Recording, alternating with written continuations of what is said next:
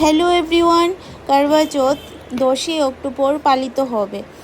করবা কথার অর্থ হলো ছোট পাত্র বা কড়াই। চৌথ কথার অর্থ হলো চতুর্থী তিথি। এই ব্রত স্বামীর মঙ্গল ও দীর্ঘায়ু কামনার্থে করা হয়। সূর্য উদয় থেকে শুরু করে চাঁদ ওঠা পর্যন্ত নির্জলা উপবাস করে স্বামীর হাতে জল প্রসাদ গ্রহণ করে ব্রত কথা শুনে পূজার সমাপ্তি হয়।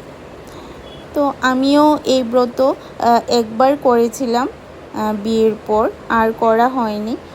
তো আজকে আমি তোমাদের সাথে একটা মেকআপ লুক শেয়ার করলাম, যতটুকু পারি একদম সিম্পল একটা মেকআপ করলাম।